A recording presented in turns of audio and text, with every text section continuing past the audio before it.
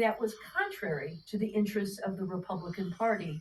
And I think that was what made it so credible, is that there was, clearly no ulterior motive to it. I want to advance now to some continuing arguments you have made that also seem to go against the grain that we have come to expect people in our highly partisan times. And one was, you wrote a very interesting article along with a more progressive legal scholar, Larry Tribe, about the 14th Amendment and why the Insurrection Clause should have precluded Donald Trump from being on the ballot, including a decision that came out of Colorado. Colorado Supreme Court ruled that Donald Trump should not be on the ballot. Supreme Court overturned that decision, and you were a leading critic of that decision. What were your thoughts about that decision? My clerks used to say that clarity is not the judge's problem, and that their job was to try to obfuscate my clarity. There's a kernel of truth to that. The Constitution of the United States of America forbids Donald Trump from ever holding the office of the President of the United States again. There's no question whatsoever.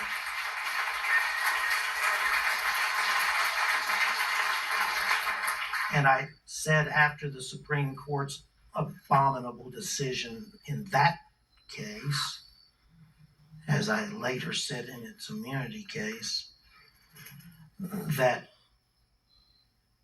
the Supreme Court had betrayed the Constitution and America.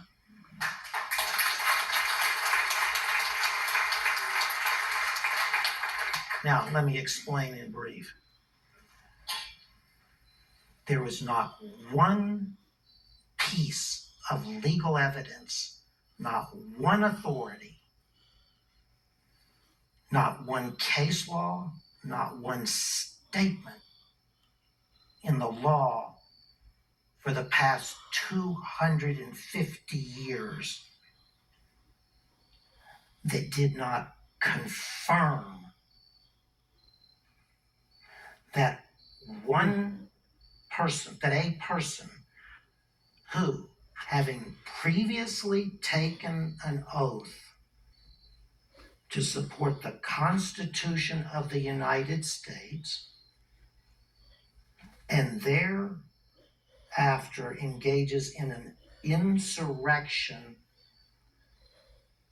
not against the United States, but an insurrection against the Constitution of the United States, shall never hold high office again. That is from the mouths of our founding fathers and the framers of our Constitution, and in particular, Section 3 of the 14th Amendment of the Constitution. What do we know that the Supreme Court did? Well, first off, I was on the line with one of our television networks moment to moment during the argument. Repeatedly during that argument, I said to the national television network staff and anchors, I don't even know what that question by the justice means. And the law is categorically against that question. And of course, the other thing I said to him at the end of the 3 hours argument, the Supreme Court of the United States didn't ask one single question about the issue in the case. Not one. The court never was going to decide that case. And of course, it didn't. In a per curiam, almost unpublished opinion that was, a first-year law student could have written easy better. They said, well, there's just nothing to suggest that the Constitution meant for the states to decide this issue. The express words of the Section 3 were the state could decide it. They were never going to decide it, and they didn't. Brings us to the immunity decision. My whole life, I've been concerned and written and thought about presidential power.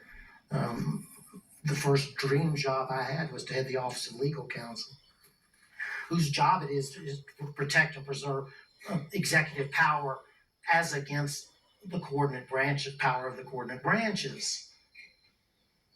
Never before in almost 250 years since the founding of the nation had one single person,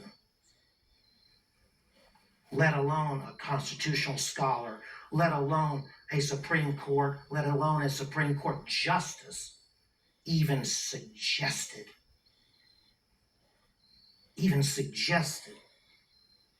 that the President of the United States would have immunity from prosecution for crimes committed against the United States of America. Donald Trump walked into the Supreme Court of the United States and said, I must have absolute immunity. Just like Hitler did. From every single crime that I might commit while President of the United States of America, if I am to be able to do my job. Preposterous. And our Supreme Court bought every argument, hook, line, and sinker. The day after that decision came down, the day of, I said it was the most abominable decision ever written by a Supreme Court of the United States. And I compared it to Dred Scott, Plessy against Ferguson, and the Japanese internment case. And the next day, and the next day, and the next day, and the next day following, virtually every constitutional scholar or thinking lawyer, for that matter, compared it to the same cases. Brings us to what Barbara's going to ask next, I'm sure.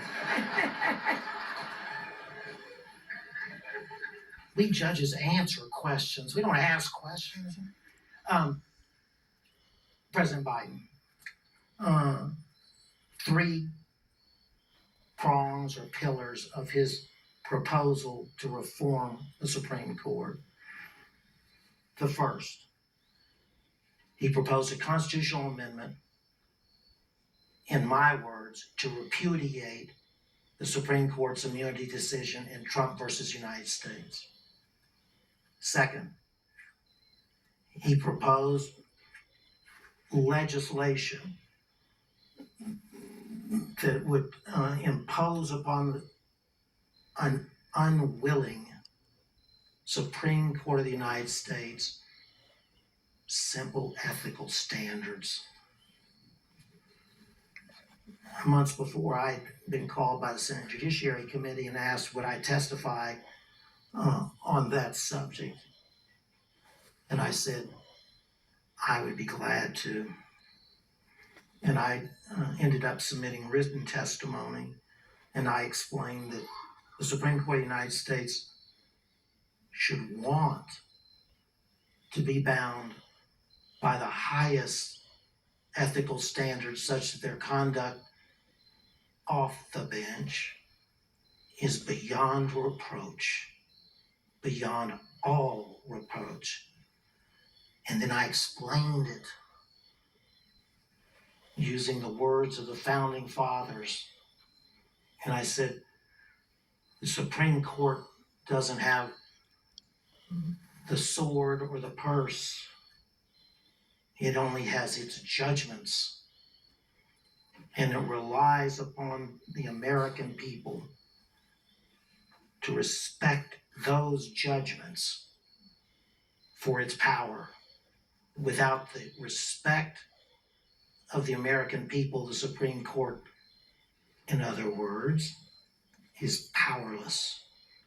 And then I went on to say, the extrajudicial conduct of the Supreme Court justices, collectively and individually,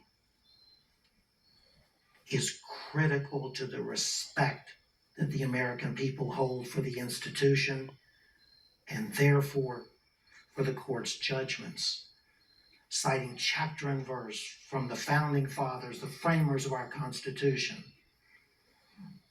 And of course, immediately, the Supreme Court again said, no, we will not be bound by ethical standards. And belatedly, to say the least, it passed some kind of ethical standards, but of course, there's no enforcement mechanism for those. That's what President Biden proposed in that. The third pillar of his proposal is one that is long been of interest of mine, and that is essentially term limits for Supreme Court justices. What I told Barbara before we walked in here, I said, look, for my entire life, professional life, I've said that all federal judges, including especially the Supreme Court of the United States, should have 15-year terms. And that's my view. But I didn't want to speak to those other two issues on the day that President Biden released his, because I wanted to laser focus on the most abominable decision ever decided by the Supreme Court of the United States, giving the President of the United States and giving Donald Trump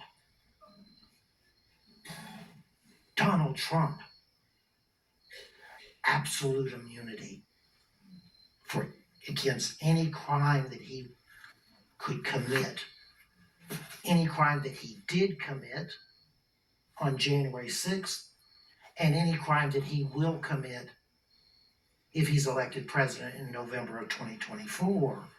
I said, and I don't say nothing unless I am absolutely certain of it.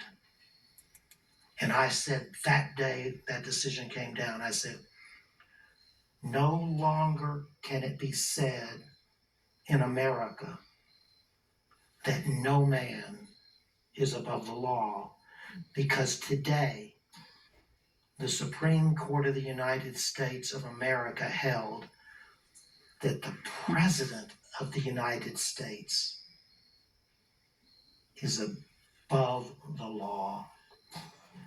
If there's ever a reason to amend our Constitution, that's it.